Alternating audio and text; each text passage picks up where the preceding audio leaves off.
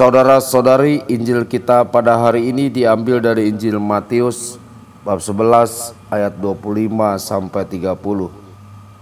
Sekali peristiwa berkatalah Yesus, "Aku bersyukur kepadamu ya Bapa, Tuhan langit dan bumi, sebab yang telah Engkau sembunyikan bagi orang bijak dan orang pandai, telah Engkau nyatakan bagi orang kecil. Ya Bapa, itulah yang berkenan padamu. Semua telah diserahkan kepadaku oleh Bapakku, dan tidak seorang pun mengenal Putra selain Bapa, dan tidak seorang pun mengenal Bapa selain Putra, serta orang-orang yang kepadanya Putra itu berkenan menyatakan Bapanya. Marilah kepadaku kalian semua yang letih lesu dan berbeban berat, aku akan memberikan kelegaan kepadamu. Pikulah gandar yang aku pasang dan belajarlah kepadaku, karena aku ini lemah lembut dan rendah hati, dan jiwamu akan mendapat ketenangan. Sebab gandar yang aku pasang itu menyenangkan dan bebanku pun ringan." Demikianlah sabda Tuhan. Terpujilah Kristus.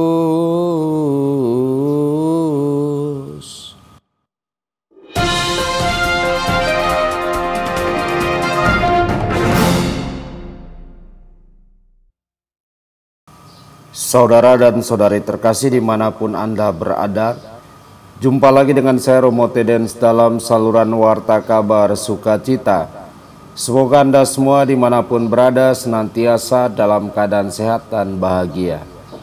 Saudara-saudari, hari ini kita merayakan pesta Hati Kudus Yesus. Dalam Injil kita akan mendengarkan ajakan Yesus, "Belajarlah dariku karena aku lemah lembut dan rendah hati." Injil menunjukkan kelembutan yang dengannya Yesus menyambut, menerima anak-anak kecil. Dia ingin orang miskin menemukan istirahat dan kedamaian dalam dirinya. Saudara-saudari, konteks pasal 11 dan 12 dari Matius. Dalam konteks ini ditekankan dan dibuktikan fakta bahwa orang miskin adalah satu-satunya yang memahami dan menerima hikmat kerajaan Allah. Banyak orang tidak memahami preferensi Yesus untuk orang miskin dan tersingkir. Yohanes Pembaptis yang memandang Yesus dengan mata masa lalu memiliki keraguan. Orang-orang yang memandang Yesus dengan tujuan kepentingannya sendiri tidak mampu memahami Dia. Kota-kota besar di sekitar danau yang mendengarkan khotbah Yesus dan melihat mujizat tidak mau membuka diri terhadap pesannya. Orang pandai dan para ahli Taurat yang menilai segala sesuatu menurut ilmu mereka sendiri tidak mampu memahami pemberitaan Yesus. Kerabatnya pun tidak memahaminya. Hanya anak kecil yang memahaminya dan menerima kabar baik kerajaan Allah. Yang lain menginginkan pengorbanan, tetapi Yesus menginginkan belas kasihan. Reaksi terhadap Yesus mendorong orang Farisi ingin membunuhnya.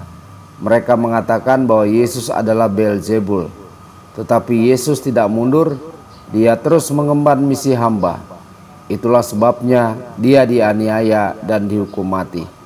Saudara-saudari, hanya anak kecil yang memahami dan menerima kabar baik kerajaan surga. Yesus menyampaikan doa kepada Bapa, "Aku bersyukur kepadamu Bapa Tuhan langit dan bumi, karena semuanya itu Engkau sembunyikan bagi orang bijak dan orang pandai, tetapi Engkau nyatakan kepada orang kecil. Ya Bapa, itulah yang berkenan padamu." Saudara-saudari, orang pandai, para ahli Taurat pada waktu itu telah menciptakan serangkaian hukum yang mereka paksakan kepada banyak orang atas nama Tuhan. Mereka menyangka bahwa Tuhan menuntut ketaatan itu dari orang banyak. Tetapi hukum kasih yang dibawa oleh Yesus mengatakan sebaliknya. Yang penting bukanlah apa yang kita lakukan untuk Tuhan, melainkan apa yang Tuhan dalam kasih-Nya yang besar lakukan untuk kita. Orang-orang memahami kata-kata Yesus dan dipenuhi dengan sukacita. Orang pandai berpikir bahwa Yesus tidak benar. Mereka tidak dapat memahami ajaran yang mengubah hubungan umat Allah ini. Saudara-saudari, Yesus, Putra, mengenal Bapa. Dia tahu apa yang Bapa inginkan ketika berabad-abad sebelumnya Bapa memberikan hukum kepada Musa. Apa yang Bapa ingin sampaikan kepada kita, Dia serahkan kepada Yesus. Dan Yesus mengungkapkannya kepada anak-anak kecil. karena mereka membuka diri terhadap pesannya. Hari ini juga Yesus terus mengajarkan banyak hal kepada orang miskin dan anak kecil. Yang pandai, yang bijaksana dan cerdas berhasil dengan baik jika mereka menjadi murid dari yang kecil itu. Datanglah kepadaku kalian semua yang letih lesu dan beban berat, dan aku akan memberikan kelegaan kepadamu. Saudara-saudari, Yesus mengundang semua orang yang lelah untuk menemukan istirahat di dalam Dia. Inilah orang-orang yang lelah di bawah beban pemaksaan dan ketaatan yang dituntut oleh hukum kesucian. Dan Dia berkata, "Belajarlah dariku karena aku lemah lembut dan rendah hati." Berkali-kali frasa ini dimanipulasi untuk meminta orang tunduk dan menjadi pasif. Apa yang Yesus ingin katakan adalah sebaliknya. Yesus meminta orang-orang untuk mengesampingkan para profesor agama saat itu, untuk beristirahat dan mulai belajar darinya.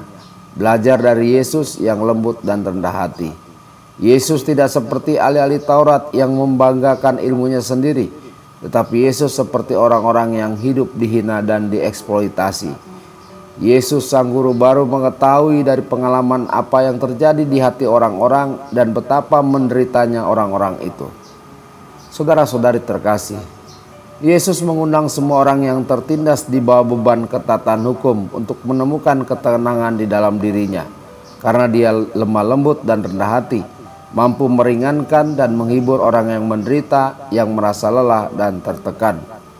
Dalam undangan itu bergema kata-kata indah Yesaya yang menghibur orang-orang yang tinggal di pengasingan. Undangan itu terikat pada hikmat ilahi yang mengundang orang untuk bertemu dengannya dengan mengatakan, jalannya dipenuhi dengan kesenangan, semua jalannya mengarah kepada kepuasan. Dan Dia menambahkan, hikmat membesarkan anak-anaknya sendiri dan memperhatikan mereka yang mencarinya. Barang siapa mencintainya, mencintai kehidupan, mereka yang mencarinya lebih awal akan dipenuhi dengan sukacita.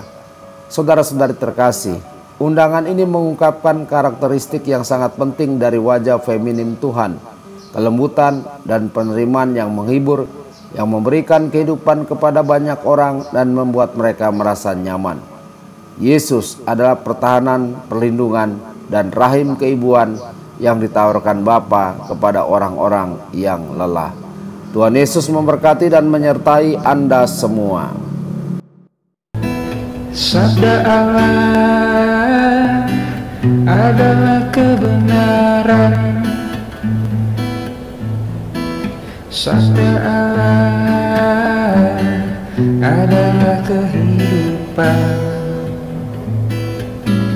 Mari kita mencintainya, mari kita menghayatinya, ya Tuhan.